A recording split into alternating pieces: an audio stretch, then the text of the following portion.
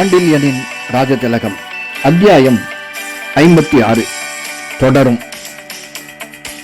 மரண மூர்ச்சையில் மஞ்சத்தில் கிடந்த மன்னனுக்கு சிகிச்சை செய்ய வந்த மருத்துவனும் மங்கை நல்லாளான ரங்கப்பதாகா தேவியும் மஞ்சத்திற்கு அருகாமையில் இல்லாமல் மாயமாய் மறைந்துவிட்டதைக் கண்டு கதவு இடுக்கின் மூலம் கவனித்த பல்லவ தளபதி பலபத்ரவர்மன் ஒரு வினாடி திணறியே போனான். என்றாலும் மறு வினாடி கதவை சற்று அதிகமாக திறந்து உள்ளே தலையை நீட்டவே முன்பு அடைந்த அதிர்ச்சியை விட அதிக அதிர்ச்சியை அடைந்தான். அந்த அறையின் ஒரு மூலையில் மருத்துவன் ரங்கப்பதாகா தேவியின் இடையை இரு கைகளாலும் பிடித்து பரிசோதித்துக் கொண்டு நின்றிருந்ததாலும் அதை கங்கன் மகளும் சிறிது ஆட்சேபிக்காததாலும் அதிர்ச்சியுடன் வியப்பும் கோபமும் ஒருங்கே இதயத்தில் கொந்தளித்ததால் மருத்துவரே என்று சீற்றத்துடன் குரல் கொடுக்கவும் செய்தான் பலபத்ரவர்மன். அதை கேட்ட மருத்துவன் சட்டென்று ரங்கப்பதாகா தேவியின் இடையை விட்டு 4 அடி வேகமாக நடந்து பலபத்ரன் இருந்த இடத்திற்கு வந்து கரகரத்த குரலில், உம்மை யார் கதவை திறக்கச் சொன்னது என்று மிகுந்த கடுமையுடன் கேட்கவும் செய்தான். பலபத்ரன் வியப்பு அதிகமாயிற்று. மருத்துவன் அதட்டலால். ஆகவே சுடும் கண்களை அவன் மீது நாட்டிய படைத்தலைவன், மன்னருக்கு சிகிச்சை செய்யத்தான் நீர் வரவழைக்கப்பட்டிருக்கிறீர் என்று கூறினான். குரலில் உஷ்கம் துணிக்க மருத்துவனும் சளைக்கவில்லை. யாருக்கு என்ன சிகிச்சை செய்ய வேண்டும், எப்படி செய்ய வேண்டும் என்பது எனக்கு தெரியும் என்றான் சினத்துடன். அது புரிகிறது என்றான் படைத்தலைவன். பதிலில் இகழ்ச்சி இருந்தது. புரிந்து கொண்டால் வெளியே செல்லுங்கள். மன்னர் பச்சிலை துளிகளில் தூங்குகிறார். அவருக்கு இடைஞ்சலாக பேசிக்கொண்டு நிற்க வேண்டாம் என்றான் மருத்துவன் குரலில் அதிகாரத்துடன். இங்கு நான் இருப்பதால் மன்னருக்கு இடைஞ்சலா, உமக்கு இடைஞ்சலா என்று கேட்டான் பலபத்ரவர்மன். இருவருக்கும் தான் என்ற மருத்துவன் படைத்தலைவன் கையை தன் கையால் பிடித்து அறைக்கு வெளியே அழைத்து கொண்டு போய்விட்டு, நான் அழைக்கும் போது உள்ளே வரலாம் என்று கூறி அறைக்குள் கதவை சென்று தாளித்து விட்டான். பல்லவர் படைத்தலைவன் விழிகள் விவரிக்க இயலாத பிரமிப்பு மண்டி கிடந்தது. அந்த மருத்துவன் கை தனது கையை பிடித்த ஒரு வினாடி தடவி விட்டு கொண்டான். அந்த இடத்தில் பலபத்ரன் கை சற்று கன்னி கிடந்தது. இத்தகைய இரும்பு கையை உடையவன் உண்மையில் மருத்துவன் தானா என்ற சந்தேகமும் அவன் மனதில் உண்டானாலும் அதை பற்றி ஏதும் செய்ய இயலாதவனாய் தாயிடப்பட்ட அறை கதவிற்கு வெளியிலேயே நின்றிருந்தான். அவனை விட்டு சென்ற மருத்துவன் மீண்டும் விசாலமான அந்த அறையின் முளைக்கு சென்று அங்கிருந்த பெரும் சாளரத்தருகில் நின்றிருந்த ரங்கப்பதாகா தேவியின் இடையில் தனது இடது கையை தவழ விட்டான்.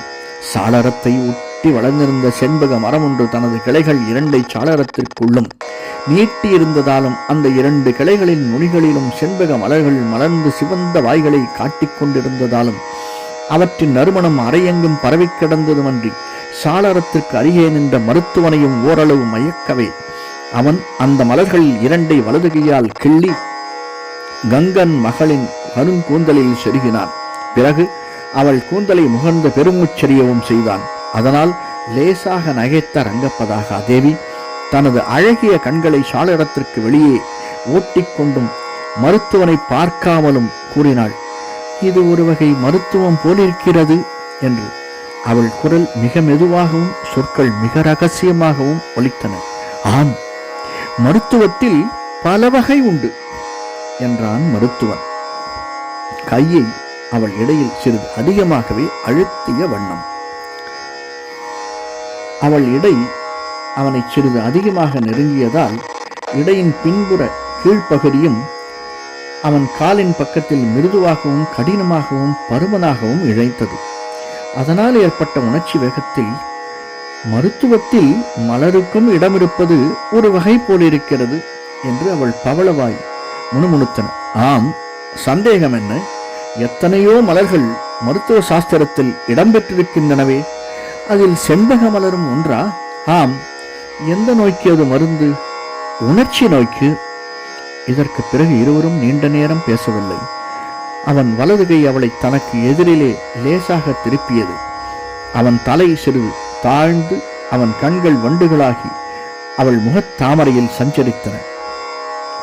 சற்று முன்பாக அவள் நீராடியிருந்த காரணத்தினால் அவள் முகத்தில் இருந்து எழுந்த வாசனை பொடியின் நறுமணம் கமகமவென்று அவன் நாசியில் புகுந்து அவன் சித்தத்தை கலக்கியது.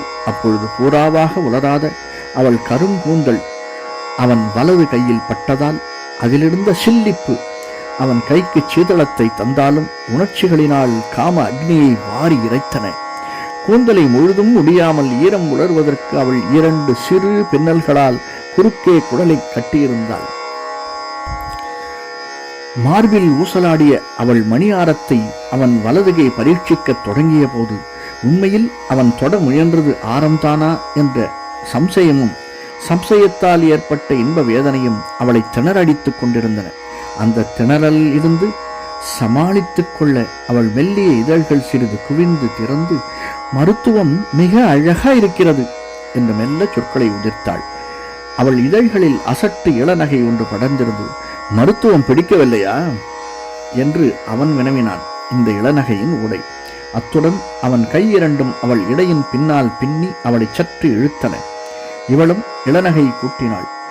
மருத்துவம் பிடிக்கிறதோ இல்லையோ, உங்கள் கைகள் நன்றாக பிடிக்கின்றன என்று கூறிய தேவி மெல்ல நகைக்கவும் செய்தாள். எதை என்றான் இளவல். எதை வேண்டுமோ அதை. வேண்டுவது எது, வேண்டாதது எது என்று புரியவில்லையே எனக்கு.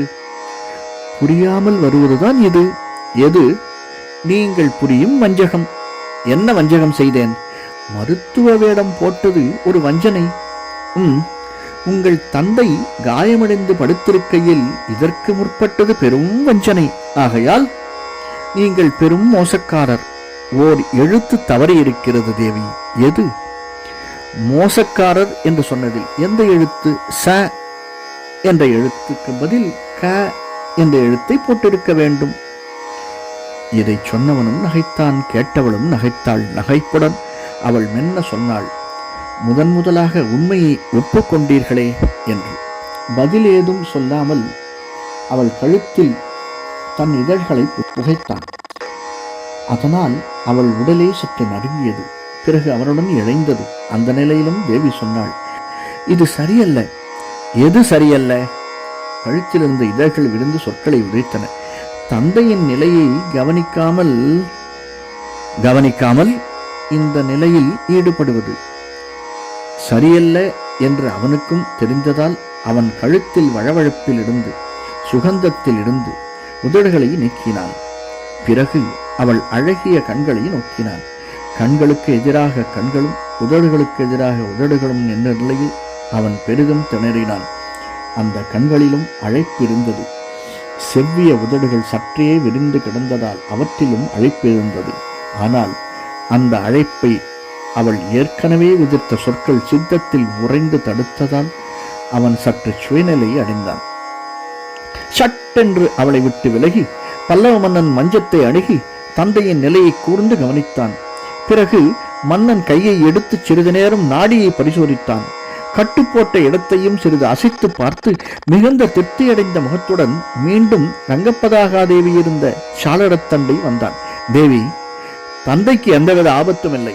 இப்பொழுது சிறிது ஆகாரம் கொடுக்கலாம். கதவை திறந்து பலபத்ரனை அனுப்பி சிறிது பாலை காய்ச்சி கொண்டு வரச் சொல் என்று கூறினான். அவன் சொற்படி கதவை திறந்த ரங்கப்பதாகாதேவி வெளியில் இருந்த பலபத்ரவர்மனுக்கு உத்தரவிடவே அவன் வெறுப்பு ததும்பிய பார்வையொன்றை அவள் மீது வீசிவிட்டு அவள் உத்தரவை நிறைவேற்றச் சென்றான். அந்த வெள்ளிக்குவளையில் கொண்டு வந்த பாலை ரங்கப்பதாகாதேவியே வாங்கி மன்னன் வாயில் மெல்ல புகட்டினாள். அந்த பணியை அவள் முடித்ததும் பலபத்ரை நோக்கிய மருத்துவன், படைத்தலைவரே, மன்னர் உயிருக்கு இனி எந்த வித ஆபத்தும் இல்லை. காலையில் அவர் விழித்துக் கொள்வார். பிறகு அவர் கட்டளைப்படி நடக்கலாம். அதுவரை என்று சொல்லிக் கொண்டு போனதை குறுக்கே புகுந்து தடை செய்த பலபத்ரவர்மன், தங்கள் கட்டளைப்படி நடந்து கொள்ள வேண்டும் என்று வாசகத்தை முடித்தான். ஆம், எனக்கு கட்டளையிட நீங்கள் யார்? பதிலுக்கு தலையிலிருந்த பெரிய முண்டாசை எடுத்தான் மருத்துவன். மருத்துவ பெட்டியில் இருந்து ஒரு திராவகத்தை எடுத்து முகத்தில் தடவி முண்டாசு துணியால் முகத்தை துடைத்துக் கொண்டான். பலபத்ரன் விழிகளில் நிலைத்து நின்றுவிட்டன. பல்லவ இளவனின் முகத்தில் தாங்களா தாங்களா என்று குழையினான் படைத்தலைவன். ஆம், நானேதான். இனியும் சந்தேகமா? என்று வினவினான் பல்லவேளவன். இல்லை இல்லை, ஆனால் முகத்தை மாற்றிவிட்டீர்களே. சிறிய கோடுகளால் நெற்றியில் இருந்த சந்தன பொட்டும் மைப்பொட்டும் முண்டாசும் சேர்ந்து நடுத்தர வயதுள்ள மருத்துவ கோலத்தை கொடுத்து விட்டன. ஆனால் குரல், அதை எப்படி மாற்றினீர்கள்? பதிலுக்கு வாயை திறந்த கன்னங்களில் இருபுறங்களிலும் இருந்த 2 குளிகைகளை எடுத்து இளவரசன் அவற்றை பலபத்திரனுக்கு காட்டி, சாதாரண கழைக்கோடிகளை வாயில் அடக்கினாலே குரலை மாற்றலாம். ஆனால் இந்த மருத்துவ குளிகைகள் குரலை பெரிதும் மாற்றக்கூடியவை என்றான். இளவரசருக்கு சிற்பக்கலை தெரியும், போர்க்கலை தெரியும் என்பது பிரசித்தம். ஆனால் மருத்துவக்கலை எப்பொழுது கற்றார் என்றான் பலபத்ரவர்மன். அது பெரும் கதை, பிறகு சொல்கிறேன் என்ற இளவரசன் பலபத்ரனை வெளியே சொல்லும்படி சைகையை காட்டினான்.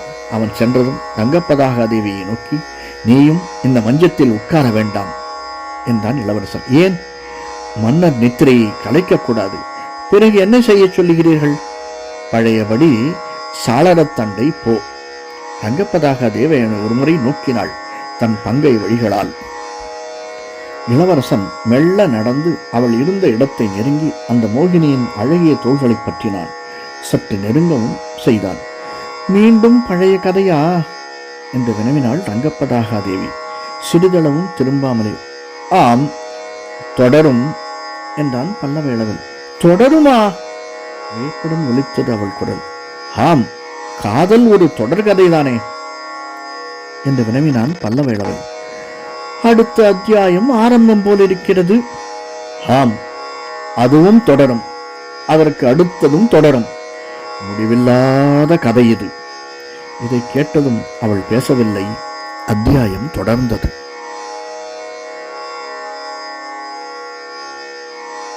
நன்றி. இந்த காணொலி பிடிச்சிருந்ததுன்னா லைக் பண்ணுங்க, சப்ஸ்கிரைப் பண்ணுங்க, ஷேர் பண்ணுங்க. வணக்கம்.